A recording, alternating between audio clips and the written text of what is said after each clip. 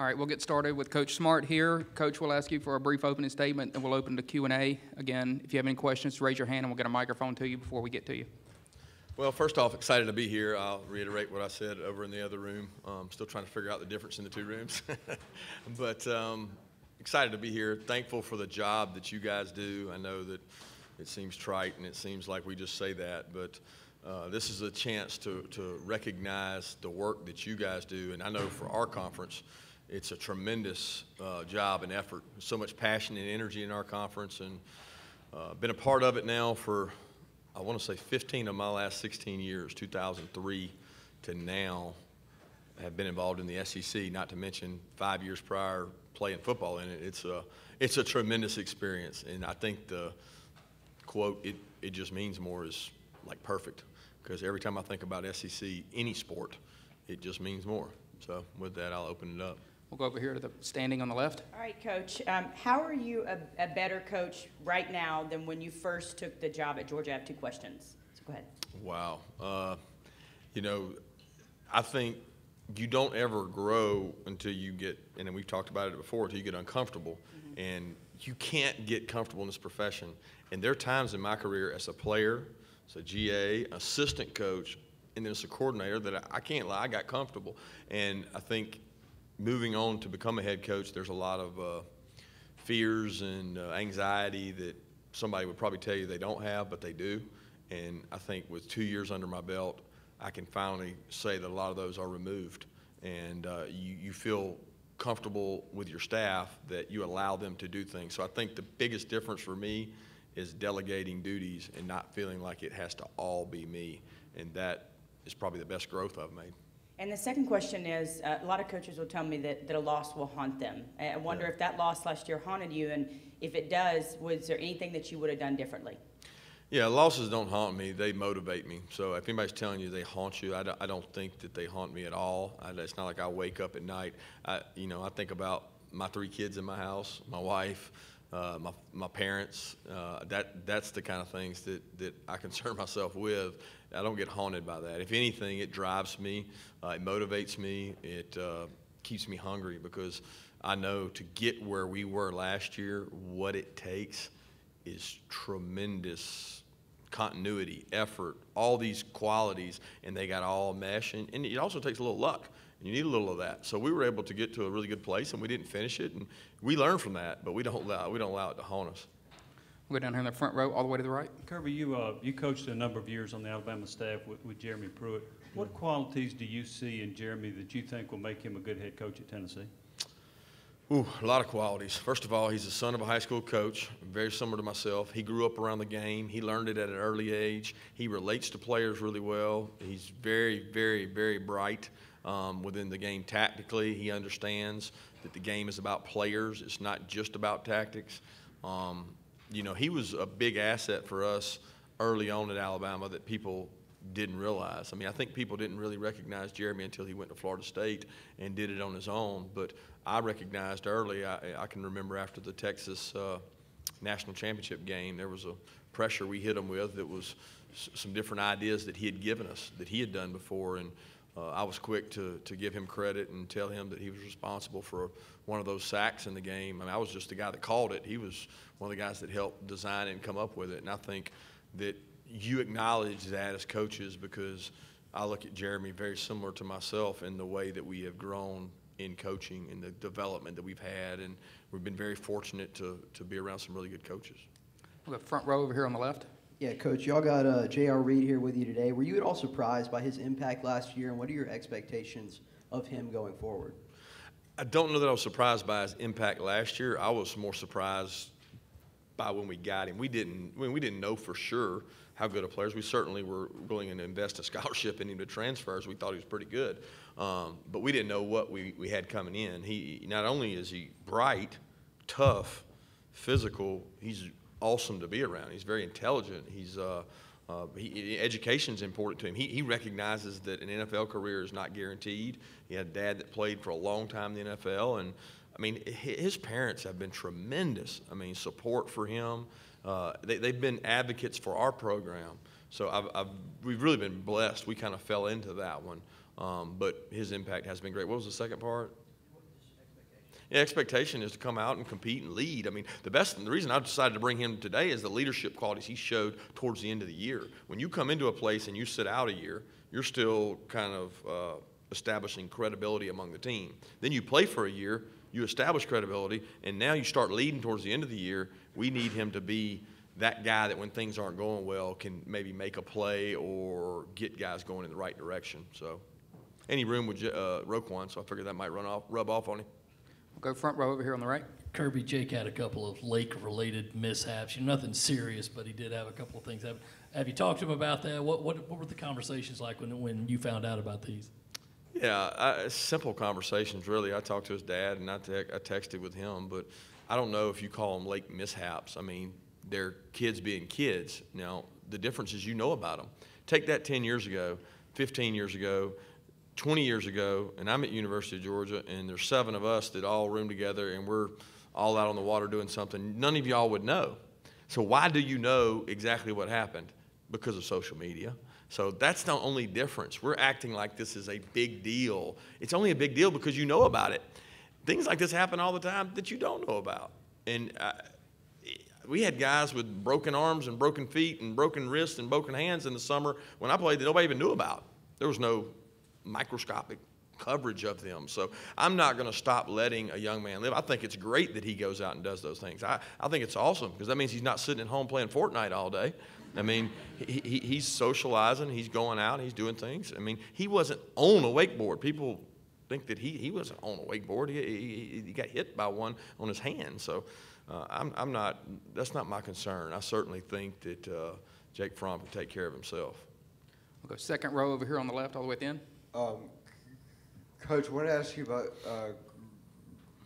graduate transfers here, and as you've added Jay Hayes here, it's the 3rd year in a row that you've added somebody. I mean, I would assume that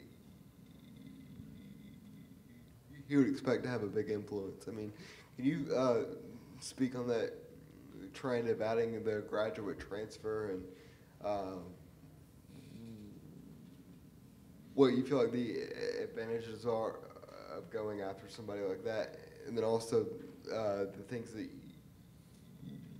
you have see from Hayes early on. Yeah, I've been able to see him in our workouts that we're able to go to, and you know, the most unique thing is he's really been a good leader. I think the best thing that happened was having Mo Smith talk about his experience, and Mo was I've never seen a leader like Mo that can come in to a bunch of people he doesn't know and get voted captain by those people he didn't know 6 months later. So Mo talked about being able to walk in and embrace that you have been through what they have been through, just at a different location. So that does not preclude you from being a leader and stepping up, because this is your senior year. You have graduated college. You do have a tremendous amount of experience playing at a place like Notre Dame in big games. So use that. Be you and use that, and the players will embrace you by how you work and what you do around them.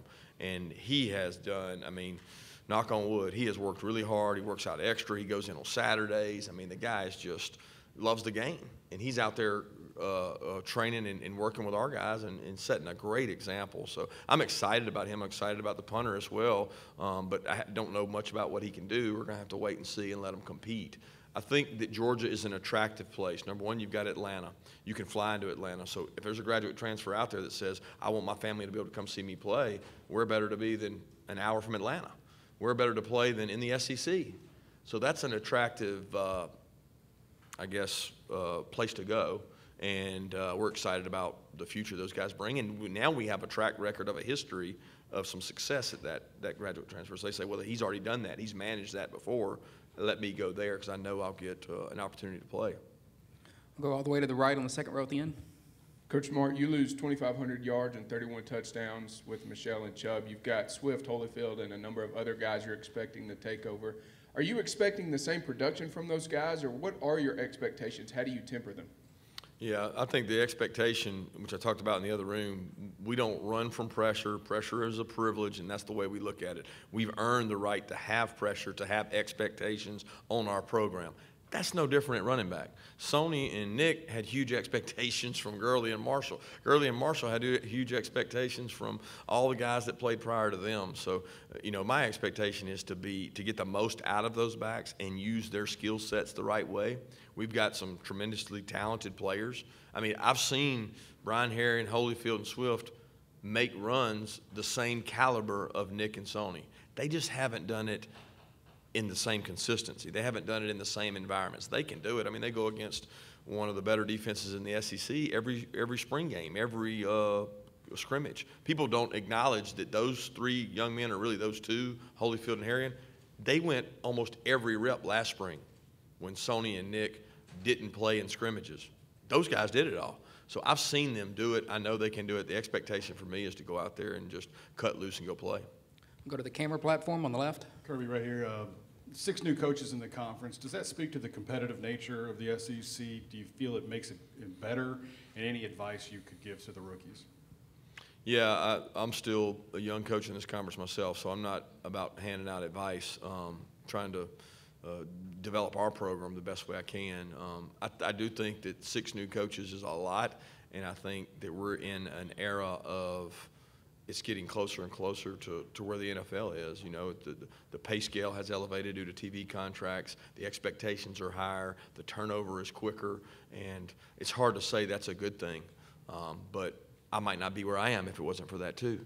So I'm a product of that environment. But I think it's tough. I think with the amount of money that coaches make now in the contracts, the expectations have gone up, and it puts a tremendous burden on presidents and ADs to make decisions on coaches' future, and there's a lot of good coaches that have left this conference, left these positions, and there's really good coaches that just came in.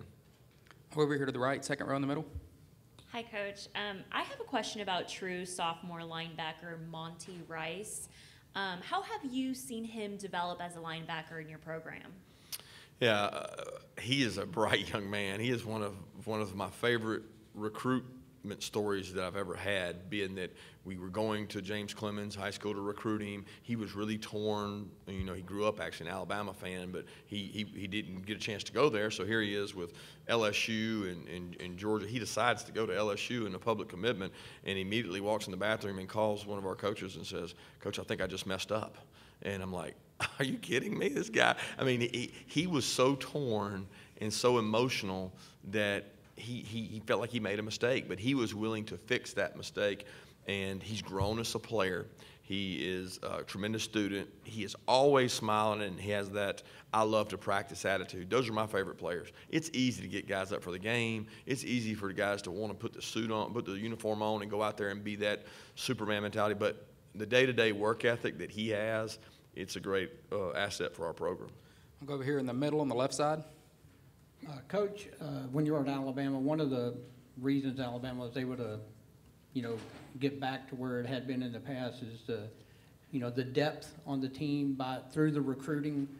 Their 44 was better than most other people's 44. It seems like you're very close to Georgia to putting that together. What's your assessment of the depth, not necessarily your frontline players, but the players in the case of injury? Are you close to building that kind of program already? Yeah, I don't like comparisons. I think it's unfair to compare where I was to where I am. I think that's hard to measure because there's so many other critical factors that outside of that. Now, are we in a better place than we were when we arrived? Yeah, I just mentioned out there that I think the 110 players we bring into camp on August 3rd, we're going to have more depth than we've had. We might not have as much talent. We might not have 3 first-rounders, but what we have is a lot of competition at a lot of positions. So we've been able to improve that through recruiting, through development, through walk-on program, and we want to continue to do that. I'll go over here standing on the right side.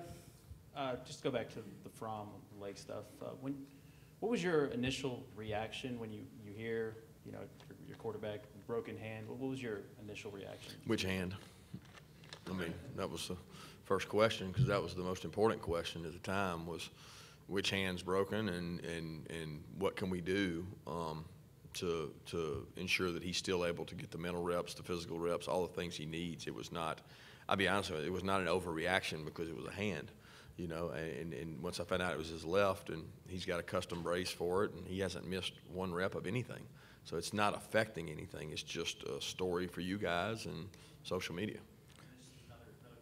So JR and Terry and Jonathan, really, they said they want to be the best dressed guys. Do you think they are? And kind of, do you think I haven't seen anybody else, so I saw them this morning, and I think they all teamed up. They told me that I didn't get the memo on the bow ties, so I wish they would have let me know that, but I don't think it would have mattered because I wouldn't have worn one anyway.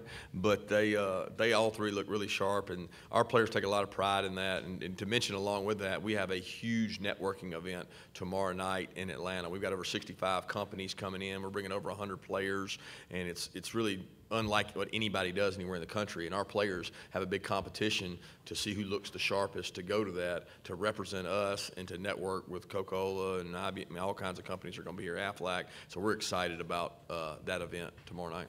We'll go to the camera riser right there standing in the middle.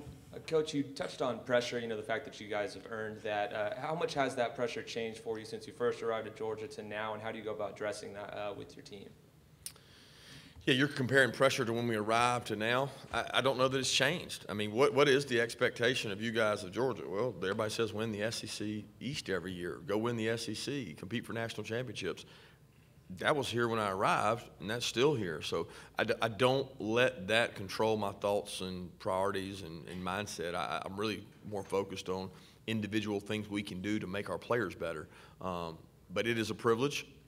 We've earned that pressure, that right to have that pressure, and I tell our players all the time, it's how you embrace it, it's how you think about it. If you let it control you, then it may affect your outcome. If you just go to your day-to-day habits and compete the right way, then you don't let pressure affect you. We'll go standing to the far right over here. Hey, Coach. Bruce Marshall at Sports Byline USA. You had a couple of players declare early, Roquan and Thompson. I just want to ask you, though, the process there, it's really tight. The window there between the time your season ends and they have to declare it. I mean, the basketball guys get a couple months. They get a tryout camp. They can pull their name out. Would you like to see that process changed a bit to help out some of these guys who are thinking about coming up? Yeah, I would love to see it changed. I'm not smart enough to give you the answer how to do it. There's a lot of really smart people out there with the NFL committee. I know Nick's been involved in committees. He's been through it a lot. We talk about it at SEC head coaches meetings, and there's a lot of good brain trust who have not been able to come up with a better way. So I don't want to say the system is broke. Now, I also think that you're talking about two programs that are playing at the end of the year.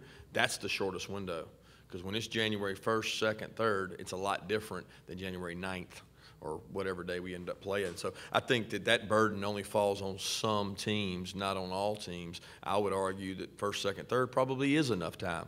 I think that good programs, good leadership organizations, they take that into consideration prior. There's a time in December now where there's not a lot going on. For 30 days, you can't just prepare for Oklahoma. So there's a lot of that time that we take and invest and find out information, gather information to try to give them the best knowledge to make the best decision they can. So it's not just that short window. But I do wish sometimes there was a better way, a more informative way. I don't know that the timeline's wrong as much as the information they get sometimes scares me. Are they getting the right information, and how can we get them better information to make the right decision? We'll go over here on the end, on the right side. Coach, you coached with Nick at LSU 1 year way back. I just want to know, what are the challenges of taking a team to Tiger Stadium to play in that atmosphere this season? Yeah, I coached with him at LSU, and I may be wrong, but I don't think we lost a game at home that year I was at LSU. And then we went there from Alabama every other year, and that was for 9 years. So I know the daunting task. I know the fan base is one of the best in the country at intimidating, just their passion and energy. I mean, it's that way everywhere in the SEC, but they take it to another level with the tailgating atmosphere and the fanfare. They're the primary show in the state. So our players are looking forward to that opportunity. I think it's an awesome environment to play in. I mean, who wouldn't want to go play in their career in Tiger Stadium? I think that's an incredible atmosphere. Fortunately, I've been there and seen it firsthand and know the fan base they have. Got time for a couple more. We'll go standing back here on the right side. Over here, Kirby. with the amount of success you guys have last year, does that in any way make it easier for the guys, you know, who weren't there and now they know what it takes to get to that level? Does that make it any easier with the success you guys had last year? You know, it's funny. I had a note somebody sent me that said, having the success you had does not make it easier to achieve this year. No past indicators will allow you a free pass. There's no magic pill. It takes what it takes, is what we say. But the experience that our players were able to have going through that stretch run, I think will draw confidence, not false bravado, but confidence in big games that we have in the future.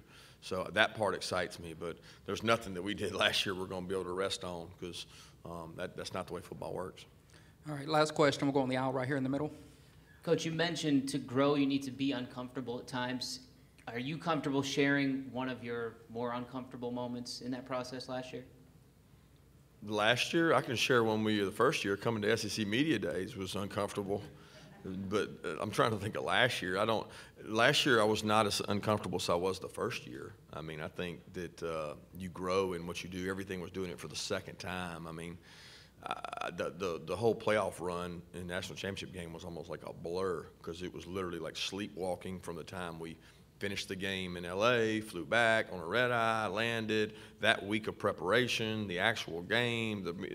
I was never uncomfortable in those moments because it was just happening so fast. But there were some uncomfortable moments in the first year, sure, because you were experiencing things for the first time that you haven't done. Thanks, Coach. Thanks, guys.